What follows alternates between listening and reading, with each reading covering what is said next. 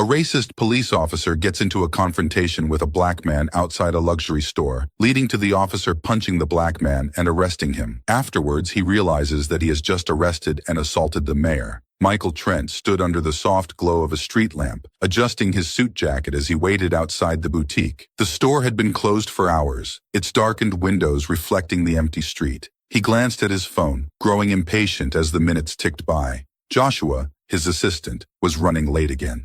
He leaned against the window, checking the street for any sign of Joshua's car, when the heavy sound of approaching footsteps drew his attention. "Hey!" a voice barked sharply. Michael looked up, seeing a white police officer walking towards him, his hand resting firmly on his belt. The officer's gaze was sharp, filled with suspicion as he sized up Michael from head to toe. Michael recognized the posture, the look. He'd dealt with it before. "What are you doing here?" the officer demanded, his tone more accusatory than curious. Michael straightened, instinctively slipping his phone back into his pocket. "I'm just waiting for someone," he said evenly. The officer stopped a few feet away, his eyes narrowing as he scanned the empty street. "Waiting? At this time of night? Outside a closed shop?" "That's right," Michael replied calmly. "My ride is running late." The officer's gaze hardened, his hand inching closer to his flashlight. "Doesn't look right to me. You sure you're not loitering? Maybe up to something else?" Michael felt a flicker of annoyance rise in his chest, but he kept his face composed. "I'm not loitering. I'm just standing here waiting for a ride. Nothing more." The officer's lips curled into a half-smile, though it carried no warmth. "Standing around in a suit, huh? What's the occasion? Trying to make yourself look important?" Michael met his gaze, irritation sparking, but he kept his voice steady. "I'm just waiting, officer. There's nothing else going on here." The officer took a step closer, his presence growing more imposing. "Doesn't seem like that to me. You don't exactly blend in around here standing by yourself this late at night. You sure you're not trying to break into something?" Michael felt his pulse quicken. He had been in situations like this before, where explanations didn't matter, and assumptions spoke louder than reason. "There's no need for accusations. I'm not breaking into anything. I told you, I'm waiting for a ride." The officer didn't move, his eyes locked on Michael, daring him to say something more. "You got any ID on you?" Michael's jaw tightened. He wasn't about to give in so easily. "I don't need to show you my ID. I'm not doing anything wrong." The officer's expression darkened, his hand hovering near his belt. "You don't get to decide that. When I ask for ID, you show it. Or is there something you're hiding?" Michael took a deep breath, the frustration now hard to keep in check. "I've told you what I'm doing, and that should be enough. There's no reason for this to go any further." The officer's stance shifted, his voice dropping lower. "I decide how far this goes, not you. And right now, you're giving me a lot of reasons to keep asking questions." Michael clenched his fists, trying to keep his cool. "There's no need for this. I'm not a threat, and I'm not breaking any laws. I'm just waiting." The officer stepped closer, his body now just inches from Michael's. "Funny how you keep saying that, but I'm not convinced. In fact, I'm starting to think you don't belong here at all." Michael's patience was wearing thin. "I have every right to be here." The officer smirked, the tension between them thick in the air. "We'll see about that. I'm not going anywhere, and neither are you, until I'm satisfied." The two men stood there, locked in a silent battle. Michael could feel the weight of the situation pressing down on him, the officer's suspicion, the unspoken threats hanging in the air. He glanced up the street again, hoping to see Joshua's car, but the road remained empty. Seconds stretched into minutes as the officer continued to hover, watching, waiting for Michael to make a move. The quiet street felt suffocating, the glow from the street lamp casting long shadows across the pavement. Michael knew this wasn't over. Not yet. The officer's hand rested firmly on his belt, his gaze never leaving Michael's face. "I'll be watching," he muttered, his tone low and threatening. Michael didn't respond, his eyes hardening as he held the officer's gaze. There was nothing more to say, not yet, and so they stood there, two men caught in an unspoken clash, neither willing to back down as the cool night stretched on. Michael stood firm, his body tense, as the officer refused to back off. The minutes stretched on, and still, no sign of Joshua. The tension between the two men was palpable, thick in the air, as if the night itself had been charged with electricity. "I've explained myself," Michael said, his voice controlled, though the frustration was creeping in. "I'm just waiting for someone. There's no reason for this." The officer took a step closer, his hand never leaving the belt where his handcuffs and flashlight rested. "I don't care what you've said," he replied, his voice cold and condescending. Something about you just doesn't sit right with me. Michael clenched his fists, but kept them at his sides. What doesn't sit right? The fact that I'm standing here in a suit? Or the fact that you don't think I belong here? The officer's eyes flashed with anger. Watch your tone. I'm the one asking questions, not you. Michael's pulse quickened, but he forced himself to stay calm. You're questioning me for no reason. You've been standing here for 10 minutes. If I were doing something wrong, you'd have figured it out by now. The officer's face twisted into a smirk. Oh, I've figured plenty out. Guys like you always think you're too smart to get caught, but you're not. You think I don't see this for what it is? Loitering? Looking for a chance to break into a place like this? Michael couldn't hold back any longer. Loitering? That's what you think this is? I'm waiting for my assistant. That's it. You've been standing here, harassing me, and now you're looking for any excuse to make it worse. The officer's smirk vanished, replaced by a hardened glare. Harassing you? I'm doing my job. Keeping people like you from causing trouble in places like this. Michael stepped forward, his voice cold. People like me? What exactly do you mean by that? You know damn well what I mean, the officer snapped, his voice rising. You think you're slick, standing here all calm like you're innocent. But I've seen this before. A suit doesn't change who you are. Michael's heart pounded in his chest, his anger bubbling over. You don't know a thing about who I am. I know enough, the officer shot back. You're just another punk who thinks he can talk his way out of trouble. Michael took a deep breath, trying to keep control. I haven't done anything wrong. You're the one trying to create trouble where there isn't any. The officer's hand moved toward his cuffs, his eyes narrowing. You're real close to stepping over the line. And what line is that? Michael asked, his voice steady but sharp. The line where I stop letting you bully me for standing on a public sidewalk? The officer's grip tightened on the cuffs. You think you're smart, huh? You think you can mouth off to me? I've got the authority here, not you. Michael's blood boiled, but he held his ground. Authority doesn't give you the right to harass people for no reason. The officer stepped forward, now inches from Michael's face. I don't need a reason if I feel threatened. And right now, I don't like the way you're talking to me. Michael could feel the situation spiraling out of control, the officer's aggression escalating with each word. But he wasn't going to back down. Not this time. You feel threatened? Michael asked, incredulous. I'm standing here, unarmed, waiting for a ride. And you're the one threatening to arrest me. That's not how this works. The officer's jaw clenched, his hand hovering over the cuffs. I'll decide how this works. You're done talking. Michael squared his shoulders, meeting the officer's gaze head on. I'm not done until you stop treating me like a criminal. The officer's eyes blazed with fury, and without another word, he grabbed for the cuffs. That's it. You're under arrest. Michael's heart pounded as he watched the officer's hand move toward him, the cuffs gleaming under the street lamp. This was it. It was happening, and there was nothing he could do to stop it. Michael's heart raced as the officer grabbed for the cuffs, the cold steel glinting in the dim light. The weight of the moment hit him all at once. He couldn't let this happen. Not like this. Instinctively, he took a step back, his hands raised. You can't do this, he said, his voice sharp, the anger and fear mixing together. I haven't done anything wrong. The officer's eyes flared, his grip tightening on Michael's arm. You just crossed the line. Don't resist. Michael jerked his arm away, his pulse pounding in his ears. I'm not resisting, but you're not arresting me for no reason. The officer's face twisted with frustration, his hand shooting out again, this time with more force. He caught Michael by the wrist, pulling him forward with a rough yank. You think you're above the law? Think again. Michael tried to pull free, his movements quick but controlled. Get off me. The officer's patience snapped. You want to resist? Fine. His voice dripped with venom as he shoved Michael hard against the boutique window, the glass rattling from the impact. Michael's shoulder slammed into the cold surface, the shock of pain radiating through his body.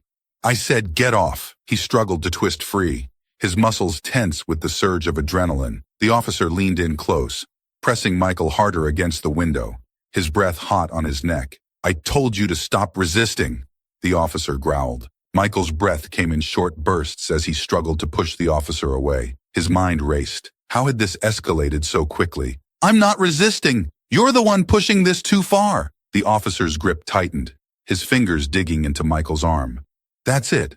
I'm done playing with you. Without warning, the officer swung his fist. The punch landed squarely on Michael's jaw, a hard, brutal impact that sent him reeling. His head snapped to the side, pain exploding across his face as he stumbled against the window. His vision blurred for a moment, the world spinning around him. Michael gasped, his hand instinctively going to his face, the sharp sting of the blow still radiating through his skull. He struggled to steady himself, his mind spinning from the shock.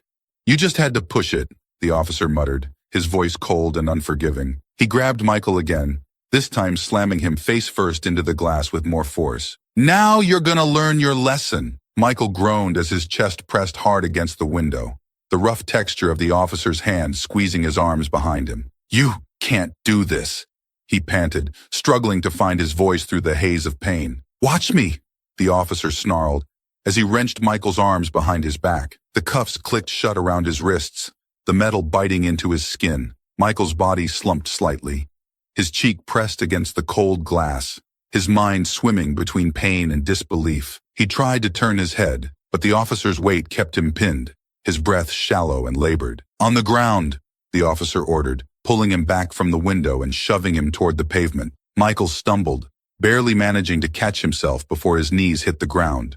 He was panting now, his face throbbing where the officer's fist had struck him. His thoughts spun wildly, the adrenaline still coursing through his veins. How had it come to this? He'd done nothing wrong, and now he was cuffed on the ground, assaulted by the very people meant to protect him. The officer stood over him, his chest rising and falling with his own pent-up rage. "Maybe next time you'll think twice about resisting arrest." Michael looked up at him, his vision still swimming, but his voice came out firm, though laced with pain.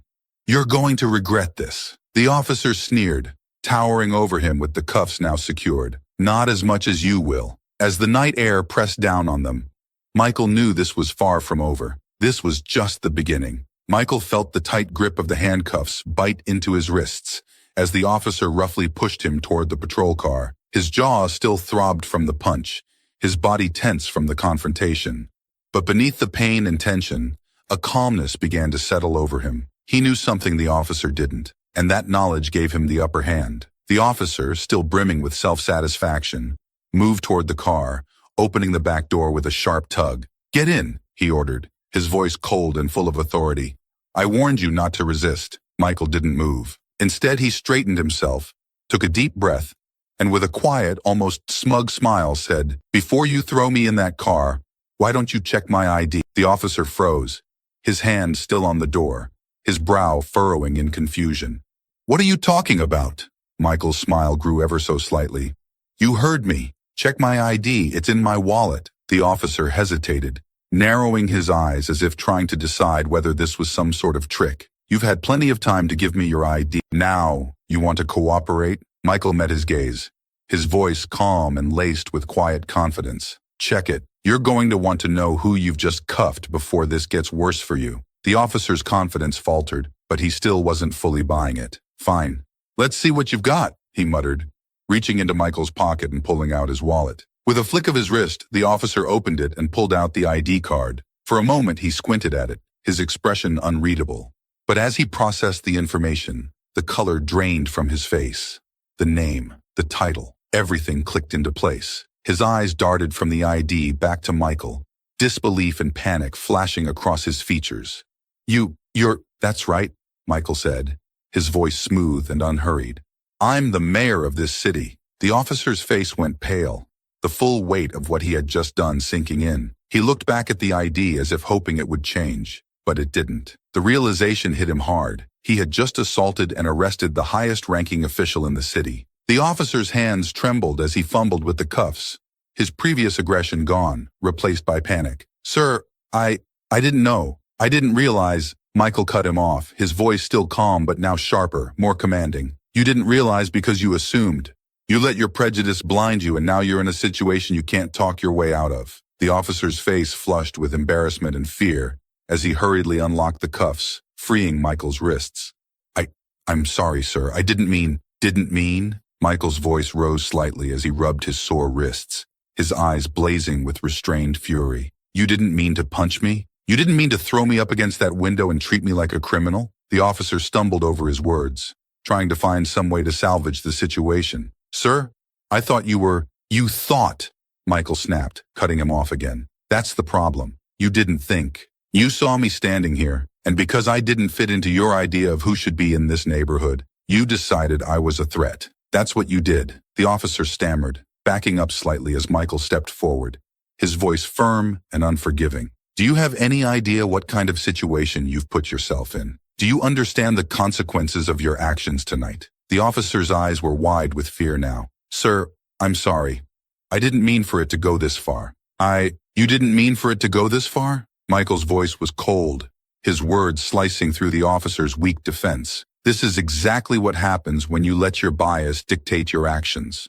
You're supposed to serve and protect, not assault and profile. The officer swallowed hard, his face pale, his hands still shaking. I made a mistake. A mistake? Michael's voice was low, controlled, but deadly serious. You think that's going to fix this? You think an apology is enough to make up for what you just did? The officer couldn't meet Michael's eyes, his whole demeanor collapsing under the weight of his realization. Michael took a step back, letting out a long breath. I want your badge number. Now. The officer fumbled to provide the number, his voice barely a whisper as he recited it. Michael took out his phone, jotting it down calmly before looking the officer in the eye one last time. You'll be hearing from me again, Michael said, his tone final. And next time, you won't be getting off so easily. With that, he turned and walked away, leaving the officer standing there, paralyzed with fear and regret. As Michael walked down the empty street, his mind was already racing ahead. This incident wasn't just personal. It was a symptom of a much larger problem,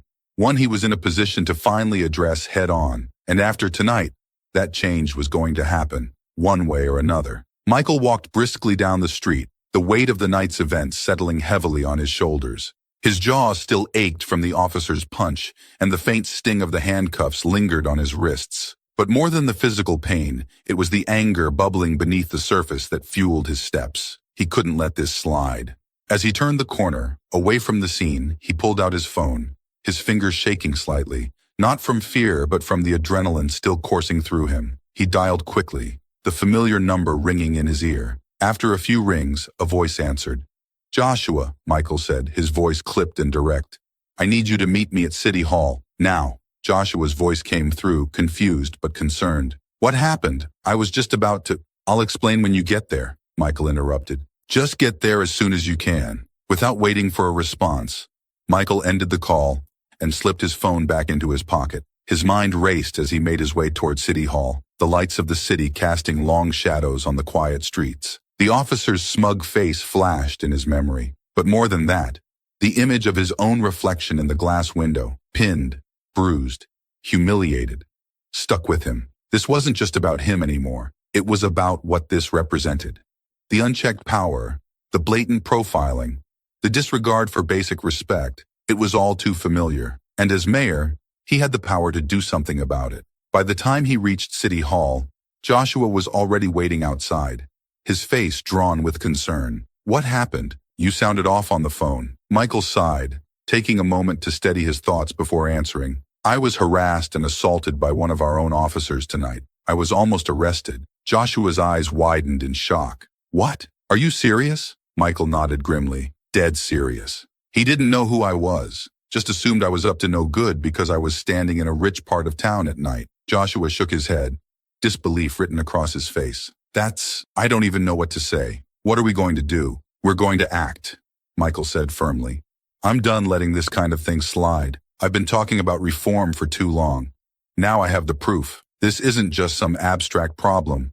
It happened to me. Joshua looked at him, his eyes serious. So what's the plan? Michael's mind was already working through the details. First, we're filing a formal complaint against the officer. I have his badge number. Then we're taking this up with the police chief. This has to be handled at the highest level. I'm going to make sure this officer faces the consequences of his actions. And beyond that? Joshua asked. What about the broader issue? Michael's jaw tightened as he remembered the officer's sneering face, the casual violence with which he had treated him. This is going to be the catalyst. I've been pushing for reform in the department for months, but now I have the leverage I need. We're going to take this public if we have to. The community needs to know that this kind of behavior won't be tolerated anymore. Joshua nodded, his expression serious. I'm with you, whatever you need. Good, Michael said, because this isn't going to be easy. The department will push back, and the officer will try to spin this any way he can, but we're not backing down. Joshua looked at him for a moment, then asked quietly, "Are you okay though? I mean, physically?" Michael touched his jaw, wincing slightly at the lingering pain. "I'll be fine. It's not the first time I've taken a hit, but it's bigger than that. We have to make sure this never happens again, to anyone." Joshua nodded, his face grim. "All right, let's get to work." As they entered City Hall, Michael felt the weight of the night's events settle into purpose. This was his moment to act, to turn the injustice he'd faced into the fuel for the change the city desperately needed. The officer's smug face and careless actions were a reminder of the systemic problems he'd been trying to fight for years. But now, it was personal, and he wasn't going to let it go. This time, things were going to change. The next day, Michael walked into the police precinct, his jaw still sore from the previous night's assault. The morning light streamed through the windows, casting long shadows across the tile floor. Joshua followed close behind, his face set with a determined expression. They moved with purpose toward the front desk, where an officer glanced up from his paperwork, immediately recognizing Michael. "I'm here to see Chief Harlan," Michael said firmly, his voice controlled but calm. The officer hesitated, casting a nervous glance toward Michael's bruised face. Yes, sir. I'll let him know you're here." He quickly picked up the phone, relaying the message. Within minutes, Police Chief Harlan appeared from his office at the back of the station. He was a tall, broad-shouldered man in his early 50s, with graying hair and a no-nonsense demeanor. His eyes quickly flicked to Michael's bruised jaw, and his expression became more serious. "Mr. Trent," Harlan said, extending a hand, which Michael ignored, "come to my office. We need to discuss what happened." Without waiting for a response, Harlan turned and led them down a long hallway, his steps heavy with authority. They reached his office, and as the door closed behind them, the room grew tense. Harlan gestured toward the chairs in front of his desk, but Michael remained standing. "I understand there was an incident last night," Chief Harlan said, his voice neutral, though there was a hint of defensiveness. "Incident?" Michael repeated, his voice sharp. "I was harassed and assaulted by one of your officers. I was nearly arrested for standing on a sidewalk, and you're calling it an incident?" Before Harlan could respond, the door opened, and Officer Greg Mason walked in, his face pale and tight. He glanced nervously at Michael but quickly looked away. "Officer Mason," Harlan said, motioning to a chair. "We need to clear this up." Mason sat down, his body stiff. His bravado from the previous night was gone, replaced by nervousness as the weight of his actions began to sink in. He glanced at Harlan, then back at Michael, unable to maintain eye contact. Michael took a step forward, his eyes locked on Mason. "Tell me, Officer Mason, what exactly were you thinking last night when you decided to ignore everything I said and escalated a situation that didn't need to be anything more than a conversation?" Mason shifted uncomfortably in his chair. I didn't know who you were. You thought, Michael interrupted, his voice icy. "You thought you had the right to treat me like a criminal because I didn't fit your idea of who should be standing in that neighborhood at night. You didn't care about the truth." Chief Harlan's expression hardened as he turned to Mason. "Officer Mason, you're aware that this behavior is unacceptable. Why didn't you de-escalate the situation?" Mason's eyes flicked between Harlan and Michael. "I made a mistake," he muttered, his voice barely above a whisper. I didn't know." "You didn't know?" Michael's voice rose. "You didn't know because you didn't care to find out. You let your prejudice dictate your actions, and when I called you out on it, you responded with violence." Mason swallowed hard, his face pale. "I'm sorry," he whispered. "Sorry isn't going to fix this," Michael said, his voice sharp. "You need to understand what you did. You didn't just assault me. You violated your oath. You're supposed to protect and serve this community, not terrorize it." Harlan nodded, his tone more serious now. "Officer Mason, you've crossed a line, and there will be consequences. I've already placed you on suspension pending an internal investigation." Mason opened his mouth to respond, but Harlan's cold gaze silenced him. He looked back at Michael, his face pale and remorseful, but it didn't matter. The damage had already been done. Michael turned to Harlan, his voice calm but firm. "This isn't just about one officer's behavior. This is about a culture in your department that allows officers like Mason to think they can get away with this. He didn't see me as a person. He saw me as a threat. And that's a systemic issue, one that needs to be addressed now." Harlan's face tightened, but he nodded slowly. "I understand your frustration, Mr. Trent, and I'm committed to addressing this situation. Michael crossed his arms, his expression unrelenting. Addressing it? This needs more than just an internal investigation. This needs to be public. People need to know that this department is taking real steps to reform. I want a full report made public. Transparency. Accountability. Chief Harlan's face hardened slightly, but he kept his tone measured. We'll make sure the investigation is thorough, and appropriate action will be taken. Michael took a step closer to Harlan's desk, his voice lowering but filled with purpose. This is bigger than one incident, Chief. This is about the future of this department. If real reforms don't happen, I'll make sure the public knows what's going on. This city deserves better. Harlan held Michael's gaze for a long moment before finally nodding. Understood. Michael turned to Mason one last time, his voice quieter but no less forceful. You thought you could get away with this because you assumed you had all the power. But now, you know you don't. And there will be consequences for your actions. Mason didn't respond. He couldn't even meet Michael's gaze. Without another word, Michael turned and left the office, Joshua following closely behind. The air outside felt lighter, but Michael knew this wasn't over. The fight for justice and reform had just begun, and this time, he wouldn't stop until the changes were made. As they exited the precinct, Michael knew that the momentum was finally on his side. Now it was time to make sure the system changed. For good. Michael left the precinct with a clear mind, his steps steady as he and Joshua made their way to the car. The cold morning air filled his lungs as he breathed in deeply, processing the enormity of what had just transpired. He had put the wheels of accountability in motion, but this was only the beginning. Reform, real change, was going to take more than one meeting with the police chief. Joshua broke the silence as they reached the car. Do you think they'll follow through? They'll have to, Michael said, sliding into the driver's seat. This isn't something they can sweep under the rug. Not this time. Joshua nodded but still looked concerned. What if they make Mason the scapegoat? Suspend him, maybe even fire him. But nothing else changes. Michael tightened his grip on the steering wheel. That's not going to happen. We're not giving them that option. As they drove through the city, Michael's thoughts raced. The weight of his responsibilities pressed down on him, but it also fueled him. This wasn't just about last night. It was about the broken system that had put him in that situation. His reform agenda couldn't wait any longer. Joshua glanced at him, worry still creasing his brow. We need to get ahead of this. Once people hear what happened, the story's going to explode. We need to be in control of the narrative. Michael nodded. We'll go public, but on our terms. The people need to hear the truth, and I'll make sure they get it directly from me. By the time they reached City Hall, Michael had already formulated a plan. He moved quickly to his office, his mind locked on what needed to happen next. Get the press ready, Michael said as he sat at his desk, glancing at the clock. I want to hold a press conference this afternoon. No delays. We'll outline what happened, the steps we're taking, and make it clear that there will be transparency in this investigation. Joshua nodded, already dialing his phone. Are you going to tell them everything? Michael hesitated, thinking through the details. Yes, they need to know the full truth. We can't gloss over this. Joshua paused, his phone in hand. You're going to name the officer? Not yet, Michael said. The investigation still needs to happen, but I'll make it clear what he did and how wrong it was. Within hours, the media gathered outside City Hall.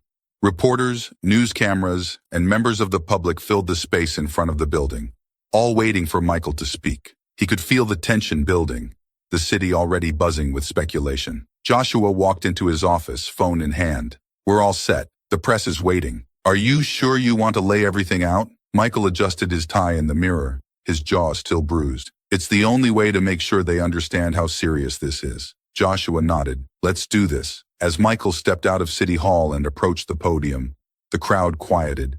Cameras flashed, microphones were held high, and all eyes were on him. He took a deep breath, feeling the weight of the moment. Good afternoon, Michael began, his voice calm but resolute. I've called this press conference today to address an incident that occurred last night involving one of our city's police officers and myself. The crowd stirred, the tension rising as people leaned in to hear more. Last night I was standing outside a store waiting for a ride when I was approached by an officer on patrol. Despite my calm explanation of why I was there, the officer became increasingly aggressive. He made assumptions about who I was and why I was there. Michael paused, letting the weight of his words sink in before continuing. He accused me of loitering, of being up to no good, simply because I didn't fit his idea of who should be in that neighborhood. When I calmly tried to explain myself, the situation escalated. He punched me, handcuffed me, and was about to throw me in the back of his patrol car. A murmur rippled through the crowd, the shock of his words sinking in. At no point did I resist, Michael continued, his voice rising with conviction. I was calm, clear, and respectful, but that didn't matter. What mattered to him was what he saw when he looked at me, not the words coming out of my mouth, not my explanations. He saw a threat, and he acted on that assumption. Michael glanced at Joshua, who gave him a nod of encouragement. He turned back to the crowd, his voice steady but impassioned. It wasn't until I told him to check my ID that he realized who I was. At that moment, everything changed. The panic set in. He uncuffed me, stammering apologies, realizing the mistake he had made. But the mistake wasn't just about me. This is about the systemic issues in our police department. He leaned forward slightly, gripping the sides of the podium. This isn't just about one officer. It's about a culture that allows these assumptions to be made. It's about a system that allows people to be treated as suspects based on their appearance rather than their actions. This is what we've been fighting to change. The crowd was silent, hanging on his every word. There will be a full investigation into the actions of this officer, Michael continued, and I will personally ensure that the investigation is transparent. The people of this city deserve to know what happens in their police department, and I won't let this be another story that fades into the background. Michael paused again, locking eyes with the cameras. But this is bigger than one incident. This is about making real lasting changes in our police department. I've been fighting for police reform for years, and last night I experienced firsthand why that fight is necessary. No one should be treated the way I was treated last night. Reporters began shouting questions, their voices rising in the crowd. Michael held up his hand, silencing them. There will be more to say as the investigation moves forward, but let me make one thing clear. This is not the end. This is the beginning of real change. I will not stop until every person in this city, no matter who they are, no matter where they're from, can trust that they will be treated fairly and with respect by the very people sworn to protect them. With that, Michael stepped away from the podium. Joshua met him at the bottom of the steps, his expression serious. That was intense, Joshua said quietly. But you did what needed to be done. Michael nodded. It's time for this city to wake up. We've talked about reform long enough. Now, it's time to make it happen. As they walked back into City Hall, Michael felt the burden of leadership more acutely than ever, but he also felt something else, a renewed sense of purpose. This was the moment he had been waiting for. Now, it was up to him to push for the reforms the city desperately needed. This time, he wouldn't stop until the system changed for good. Michael sat in his office at City Hall, staring out of the large windows overlooking the city. The press conference had shaken the city's leadership, and the phone had been ringing non-stop since he stepped off that podium. Calls from council members, local organizations, and even from his constituents flooded in, everyone wanting to know more, to express their outrage or support, or to demand faster action. The city was waking up, but the challenge ahead was daunting. Joshua entered the office, his phone in hand. You've been getting a lot of attention. Social media's buzzing, and the press is covering the story non-stop. Michael sighed and rubbed his temples. Good. We need to keep the pressure on. I want people to understand how serious this is. Joshua nodded, stepping closer to the desk. I've spoken to some community leaders, and they're ready to support you, but they're also expecting something concrete. They want to know what reforms you'll be pushing for. Michael nodded slowly, his mind already racing. We need to start with the investigation into Officer Mason, but that's just the first step. We need real systemic changes, more oversight, better training, and stricter accountability measures. Joshua's expression was serious. I agree, but you know the police union will fight this tooth and nail. They're already pushing back against your public statements, saying you're jumping the gun. I don't care what the union says, Michael replied, his voice firm. If they're not willing to reform from within, then we'll push from the outside. This isn't going away. Before Joshua could respond, there was a knock on the door, and Michael's assistant stepped in. Mr. Trent, the police chief is here to see you. Michael exchanged a quick glance with Joshua before nodding. Send him in. Chief Harlan entered, his usual confident stride now more measured. He offered a tight-lipped nod to both men before sitting down across from Michael's desk. There was a brief, uncomfortable silence as Harlan's gaze met Michael's. Mr. Trent, Harlan began, his tone polite but with an edge of defensiveness. "I've seen the coverage of the press conference. I understand why you felt the need to go public, but we need to discuss how we move forward from here." Michael leaned forward, his hands clasped in front of him. "What's there to discuss? The officer's actions were inexcusable.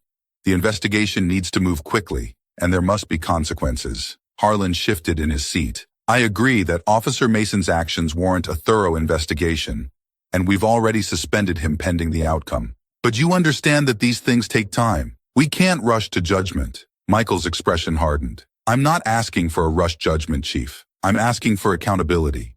The public needs to know that this is being handled transparently, and that means no delays, no excuses." Harlan frowned slightly. "I've served this department for over 30 years. I know the community's trust is fragile right now, but we also have to ensure we follow the proper procedures." Michael took a deep breath, his voice calm but insistent. "Chief, this isn't just about procedures. This is about rebuilding trust that's already been broken. Officer Mason's actions are part of a larger problem, and you know it. I've had complaints come across my desk for years, claims of racial profiling, unnecessary force, and most of them go unaddressed." Harlan's jaw clenched. "I'm aware of the issues, but sweeping changes can't happen overnight." "I'm not asking for overnight changes," Michael said, his voice rising slightly. "But we can't sit on our hands while this department loses the faith of the very people it's supposed to protect. The time for small incremental fixes is over.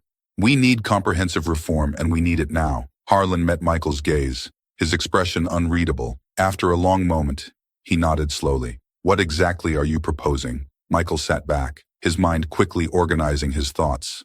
"First, we need to establish an independent oversight committee, something outside the department to review complaints of misconduct and make recommendations for discipline. Second, I want mandatory de-escalation training for every officer in the force, with specific training on racial bias. And third, there must be a public reporting system where residents can see the progress of complaints and investigations." Harlan raised an eyebrow. "An independent oversight committee? You know the union will push back hard on that." Michael nodded. "Let them push, but this is non-negotiable. People need to see that there's accountability, that the department isn't protecting its own at the expense of the community. We can't let internal investigations continue to be handled quietly behind closed doors." Harlan sighed, rubbing the back of his neck. "You're asking for a lot." "I'm asking for what's necessary," Michael replied firmly. "This isn't just about making changes to fix what happened to me. It's about ensuring that what happened to me doesn't happen to anyone else." Harlan looked down for a moment, clearly weighing his options. When he finally spoke, his voice was lower. "I understand your position, and I agree that changes are needed. I'll bring this to the department, but you need to be prepared for a fight. Not just from the union, but from officers who feel like they're being targeted." Michael leaned forward again, his eyes locked on Harlan. "This isn't about targeting anyone. This is about making the police force better. If any officer feels threatened by accountability, then maybe they shouldn't be on the force in the first place." Harlan's lips thinned, but he nodded. "I'll take your proposals to the department leadership. We'll see what we can do." As Harlan stood to leave, Michael remained seated, watching him closely. "Remember, Chief," Michael said quietly, "the eyes of the city are on us right now. Don't let this opportunity for change slip away." Harlan paused at the door, turning back to Michael. "I won't," he said, his tone more sincere than before. "We're all in this together, whether we like it or not." When Harlan left, the room fell quiet, and Joshua exhaled sharply. "You think he'll actually go through with it?" Michael rubbed his jaw, still tender from the night before. "He'll have to. We've come too far to let this fall apart now." Joshua nodded, pacing slightly. "So, what's next?" Michael stood up, walking over to the window and looking out over the city. "Next, we keep pushing. We rally the community, we stay visible, and we keep the pressure on until real reforms are in place. This isn't just about one bad officer, it's about changing a system." Joshua crossed his arms, a hint of a smile on his face. "I think you're ready for that fight." Michael smiled grimly. "I've been ready for a long time." As the sun began to set over the city, Michael knew the fight was just beginning. But for the first time in a long time, he felt like victory, real, lasting change, was finally within reach. The following day, Michael wasted no time moving his agenda forward. The press conference had sparked a wave of conversations throughout the city, on the streets, in offices, and on every news outlet. The pressure on the police department was intensifying, and Michael knew it wouldn't be long before the resistance from the union and department leadership reached full force. He stood in the mayor's office, staring down at a stack of paperwork that outlined his proposals for reform. Joshua entered the room, his expression tense but focused. "I've just gotten off the phone with a few council members. The public's backing your reforms, but there's pushback from the usual suspects." Michael nodded. "I expected that." "Who's pushing hardest?" Joshua sighed. "Some of the council members who are in close ties with the police union are being cautious. They're worried about the political blowback." "We don't have time for cautious," Michael said firmly. "This isn't about politics. This is about real change." "Right. But they're politicians. They'll protect their own interests first." Michael glanced at his watch. "We need to get these proposals in front of the council today. If we wait any longer, the momentum dies." Joshua pulled out his tablet. "The police chief just issued a statement. He's backing the investigation, but said that the police department can't allow reforms to weaken the ability of officers to do their job." Michael's jaw tightened. "That's code for 'we're going to stall'." Joshua nodded. "Exactly. But the community's rallying. I've been getting calls from advocacy groups and local leaders all morning. People want action. Then we give them action," Michael replied. "Set up a meeting with the council and the police union leadership. We'll hash this out." Within hours, Michael was standing in a packed meeting room at City Hall. The atmosphere was thick with tension. On one side sat several city council members, their expressions ranging from cautious to supportive. Across from them sat representatives from the police union, along with Chief Harlan. The police union president, a stocky man with a stern face, sat with his arms crossed, glaring at Michael from across the room. The meeting began with formalities, but Michael quickly cut to the chase. "We're not here to debate the need for reform," he said, his voice clear and steady. "The people of this city have spoken, and they want accountability. The system as it stands is broken, and we have an obligation to fix it." The union president shifted in his seat. "Mayor Trent, we've always worked closely with the city, but some of these reforms you're proposing, they'll tie the hands of our officers. We can't allow that." Michael leaned forward. "This isn't about tying anyone's hands. It's about ensuring that officers are held to the standards we expect from those entrusted with protecting the public. If accountability weakens your force, then that's a problem with the force, not the reforms." Chief Harlan cleared his throat. "We support improving training, especially around de-escalation tactics. But the Oversight Committee is going to cause major friction. Officers are going to feel like they're constantly being second-guessed by people who don't understand the dangers they face." Michael shot him a hard look. "We're talking about people who don't trust that your department will investigate misconduct fairly. The public needs a system they can believe in, and right now, they don't." The council members shifted uncomfortably in their seats. One of them, Councilwoman Green, leaned forward. "I agree with the mayor. If the public can't trust the police to hold their own accountable, we'll never restore confidence in law enforcement." The union president's face reddened. "You're not out there on the streets. Our officers are risking their lives every day. You sit behind desks and think you know what it's like." Michael's voice was cool. "What I know is that this city can't afford another incident like the one that happened to me, or worse. Every day we delay these reforms, we're putting lives at risk." The room went silent for a moment. Chief Harlan finally spoke again, more measured this time.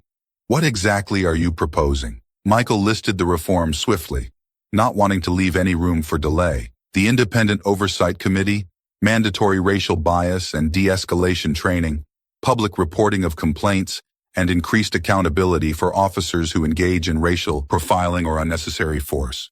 "This isn't just about making the department look better," Michael said. "This is about making it better." The union president stood up, clearly furious. "You're going to destroy morale. Our officers already feel like they're under siege." Michael didn't flinch. "Morale isn't the issue when people are being unjustly harassed, profiled, or worse. The system will improve when the officers who truly want to serve and protect are able to do so in a department that holds everyone accountable." The tension in the room thickened as the union representatives whispered among themselves. After a long pause, one of the council members spoke up. "We should take this to a vote. We've heard enough." An hour later, the council had agreed to move forward with Michael's reform package.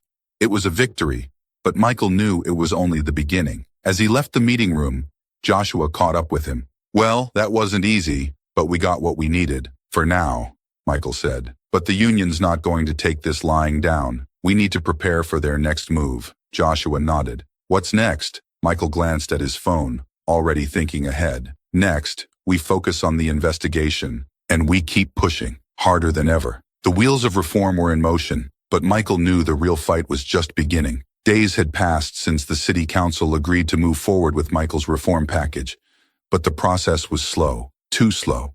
The police union was doing everything it could to stall the investigation into Officer Mason, and Chief Harlan had become increasingly unresponsive. Every step forward seemed to be met with new delays, and Michael could feel the pressure building from the community. He knew the public wouldn't wait forever, and neither would he. Sitting in his office, Michael reviewed the latest updates on the investigation, or rather, the lack of updates. Nothing was moving.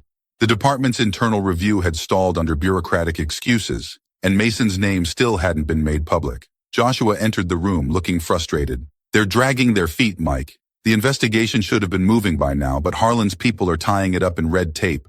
They're trying to run out the clock. Michael clenched his jaw, his fingers tapping the desk. I knew they'd stall, but this is worse than I expected. The community's getting restless. Joshua nodded. You're right. I've had calls from reporters and local leaders all day asking for updates. People are asking why the officer's name hasn't been released. Michael leaned back in his chair, weighing the options. He had wanted to let the official investigation take its course, but it was clear now that the department was doing everything it could to slow things down. If he waited any longer, the public's trust, already fragile, would evaporate entirely. I'm not waiting anymore, Michael said, his voice firm. If they won't move, we will. It's time to release the officer's name. Joshua's eyes widened slightly. You're sure about that? You know what kind of blowback you'll get. Michael stood up, pacing the room. The people deserve to know who was responsible for what happened to me. The department's trying to protect him, and that's exactly why we're stuck in this mess. They think they can hide behind procedure, but not anymore. Joshua nodded, already pulling out his phone. I'll set up a press release. The media will be all over this. Good, Michael said. Let them be. I'm not going to let Harlan or the union keep stalling while this city waits for justice. Within an hour, Michael was standing at a podium outside City Hall. The press gathered once again. Reporters crowded in close, microphones thrust toward him, the air buzzing with anticipation. Michael looked out at the crowd, his face set with determination. Good afternoon. As many of you know, we have been working on reforms to address the issues within our police department. But despite the commitments made by the department and the city council, the investigation into the actions of Officer Greg Mason has been repeatedly stalled. Enough is enough. The crowd quieted, the tension palpable.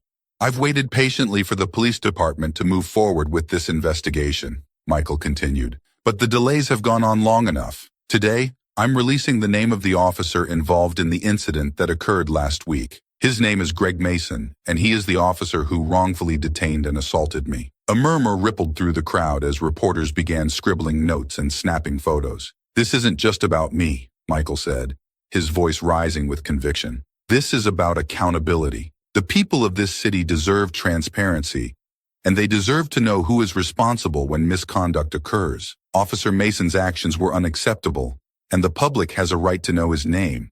We will not allow the department to shield him or delay justice. The questions from the reporters came fast and furious, but Michael wasn't done yet. I want to make something else clear, he said, his eyes locked on the cameras. This is not just about one officer. This is about a system that has allowed officers like Mason to act without consequences for far too long. We are pushing for real reform, and I will not stop until this city sees the changes it deserves. As Michael stepped away from the podium, the buzz from the press intensified. Joshua caught up with him as they walked back into City Hall. That was bold, Joshua said, but necessary. Michael nodded, his mind already racing ahead. It was the only move we had left. Harlan and the union won't be able to hide behind the investigation anymore. They'll have to answer for this. Within hours of the press conference, the media was flooded with stories about Officer Mason. His name splashed across every major outlet. The community response was immediate. Protests began forming outside the police station, and calls for action grew louder. But the biggest shock came later that afternoon. Joshua burst into Michael's office, breathless. Harlan just stepped down. Michael looked up, surprised. What? Chief Harlan resigned, Joshua repeated. The pressure must have been too much. He just made a statement saying he's stepping down effective immediately. He didn't want to be at the center of this anymore. Michael leaned back in his chair, processing the news. He had expected resistance, not retreat, but this was a victory, even if it came sooner than anticipated. The department's in chaos right now, Joshua continued. The union's scrambling and the community's demanding answers. Michael nodded slowly. Good. Now we move forward even faster. No more stalling. The resignation of the police chief was a turning point, and Michael knew it. With Harlan gone, the department was vulnerable, and the momentum for reform was finally in his favor. The road ahead was still long, but for the first time, it felt like real change was within reach. With Chief Harlan's resignation still rippling through the city, Michael wasted no time pushing forward. The police department was under scrutiny, like never before, and now, more than ever, the city needed decisive action. The next major step would be the Internal Review Board's decision on Officer Greg Mason, but this time, Michael wasn't content to sit on the sidelines. As Michael stood in his office reviewing the latest reports, Joshua entered with an update. The review board's meeting is set for next week, he said, handing Michael a folder. They're going to decide on Mason's future with the department. Michael barely glanced at the folder. I want in on that meeting. Joshua blinked, taken aback. You want to sit on the review board? They're not going to like that. The board's supposed to be internal. Just the department and union reps. That's exactly the problem, Michael replied, his voice sharp. I've seen how internal investigations go. They drag it out, debate the consequences, and then slap the officer on the wrist. Not this time. I want to be in that room. I want to see how they justify keeping a man like Mason on the force. Joshua hesitated. You're the mayor. You've got the influence to push for this, but you know they'll push back. The union, especially. They'll see it as you overstepping. Michael nodded, already moving toward his desk to make the call. Let them push, but I'm going to be in that room. And Mason's days in this department are over. By the next morning, Michael had formally requested to sit in on the review board meeting. The backlash was immediate. The union president, as expected, went on the offensive, calling Michael's request a violation of the department's procedures and an unprecedented political overreach. Several high-ranking officers within the department echoed the sentiment, but Michael didn't care. The public was on his side, and so were the city's community leaders. The pressure to reform was stronger than ever, and if there was one thing Michael was sure of, it was that this was the moment to strike. The day of the review board meeting arrived quickly. Michael entered the conference room, where the board had already gathered. It was a small private space with a long table at the center. Around it sat members of the police review board, senior officers, a union representative, and a legal advisor. Greg Mason sat at the end of the table, his face pale but defiant. Michael could feel the tension in the air as he took his seat. The head of the review board, Captain Reynolds, cleared his throat and spoke, his tone measured. Mayor Trent, I understand you've requested to observe the proceedings today. Michael nodded, his gaze fixed on Mason. I'm here because the people of this city demand accountability. Officer Mason's actions were a gross violation of the trust placed in him by the public. I want to ensure that this board makes the right decision. Reynolds looked uneasy but continued. We're aware of the public interest in this case. However, as you know, these proceedings are typically handled internally. We're here to review Officer Mason's conduct and determine whether disciplinary action, up to and including termination, is warranted. Michael leaned forward, his voice calm but firm. With all due respect, this case goes beyond typical internal matters. Officer Mason didn't just violate procedure, he abused his authority.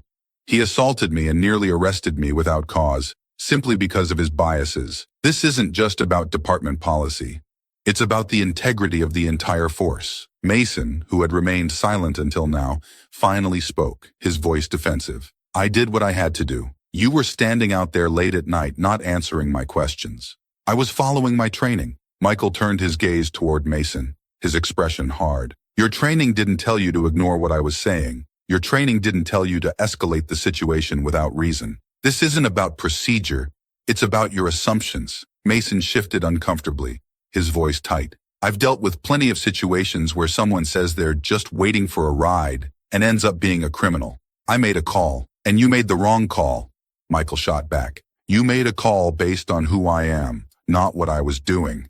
That's the difference. The room fell silent for a moment as Captain Reynolds looked between Michael and Mason, then addressed the room. We'll now hear statements from Officer Mason and review the findings of the internal investigation. As the meeting continued, the board reviewed the evidence against Mason. His actions that night, the body camera footage, and witness testimony, the case against him was overwhelming. Michael remained silent for most of the proceedings, but every time Mason tried to justify his actions, Michael felt his anger rise. Finally, after hours of discussion, Captain Reynolds turned to Michael. "Mayor Trent, before we conclude, is there anything else you'd like to say?" Michael stood, his eyes locking on Mason. "I've heard enough excuses from Officer Mason today. He's refused to take accountability for his actions, and that tells me everything I need to know. The people of this city deserve better. They deserve a police force they can trust, one that serves and protects everyone, without prejudice. Keeping Officer Mason on this force would be a stain on this department's reputation. He must be terminated." Mason scowled, his voice low. "You're making me out to be a monster. I didn't wake up that day planning to arrest anyone. I was doing my job. If that's what you think your job is, then you should never have worn that badge in the first place," Michael replied coldly. Captain Reynolds nodded, looking around the room. "The board will now deliberate." An hour later, the board returned with their decision. Captain Reynolds spoke clearly, his voice steady. "After reviewing the evidence and hearing all statements, the board has decided that Officer Greg Mason's actions were in violation of department policy. His conduct was unprofessional and unacceptable. Officer Mason is hereby terminated from the police department, effective immediately." Michael felt a wave of relief wash over him, but he kept his expression neutral as Mason stood, visibly shaken. The former officer didn't make eye contact with anyone as he left the room. Captain Reynolds turned to Michael. "Thank you for being here, Mayor Trent. We understand this was an important decision for the city." Michael nodded, his voice calm but resolute. "This was the right decision. But this is just the beginning. The people of this city are watching, and we need to continue pushing for the reforms that will prevent this from ever happening again." As Michael left the room, Joshua met him in the hallway, a look of satisfaction on his face. "It's done. Mason's gone," Michael nodded. "It's a victory, but there's still more to do. We need to make sure the reforms go through." Joshua smiled. "One battle at a time, Mike, but you've made history today." Michael glanced back at the door to the review board's room, feeling the weight of the moment. "Maybe, but we've got a lot more battles ahead of us." As they walked out of City Hall, Michael knew that while Mason was gone, the fight for real change had only just begun. This victory was significant, but there were still deep-rooted issues within the department that needed to be addressed. The road to reform was long, but Michael was ready to lead the way.